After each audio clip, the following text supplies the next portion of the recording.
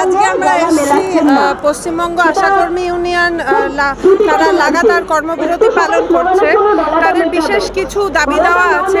চলুন আশাকর্মীদের থেকেই জেনে নেওয়া যাক যে তাদের দাবি দেওয়াগুলো কি।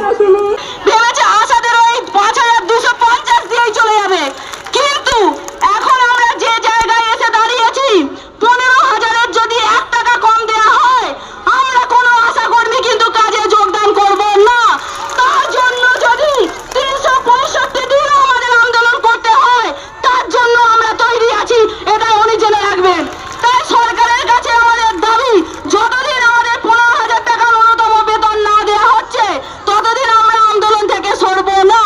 এই জন্য বলছি সব দিদিরা মানসিকভাবে শারীরিকভাবে সমস্ত দিক দিয়ে তোমরা প্রস্তুত থাকো, আর আমরা আমাদের আন্দোলন চালিয়ে যাব। উনি যদি ভেবে থাকেন যে না ওরা আন্দোলন করতে করতে একদিন পিছিয়ে পড়বে, একদিন তারা কাজে যোগদান করে ফেলবে, তাহলে কিন্তু এটা ভুল ধারণা। আশাকর্মী ইউনিয়ন জিন্দাবাদ, আশাকর্মী ইউনিয়ন জিন্দাবাদ জিন্দাবাদ। আমরা অ্যাকচুয়ালি আমাদের ছিল মা বাচ্চাকে নিয়ে কাজ, মূলত সেই হিসাবেই আমাদের নিয়োগ করা হয়েছিল। বর্তমানে অন্যান্য কাজগুলো ভীষণভাবে প্রেশারাইজ করা হয়, সমস্ত রকম এছাড়া স্বাস্থ্য সম্পর্কিত সমস্ত রকম, তাছাড়াও খেলামেলায় ডিউটি, নানা রকম প্রশাসনিক কাজ, এরকম কাজেও আমাদের নিয়োগ করা হয়।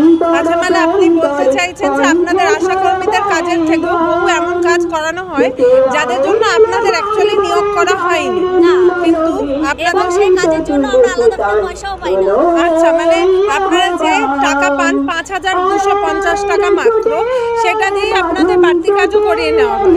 এই যে হসপিটাল ডেলিভারি বেড়েছে আশাদের জন্য, শিশু মৃত্যু মাতৃমৃত্যু কমেছে আশাদের জন্য, এগুলো কিন্তু ফিল্ডের লোকেরা বা সাধারণ মানুষ ফিল করতে পারে। দ্য মিরর মিডিয়া, আমি নয় আমরা।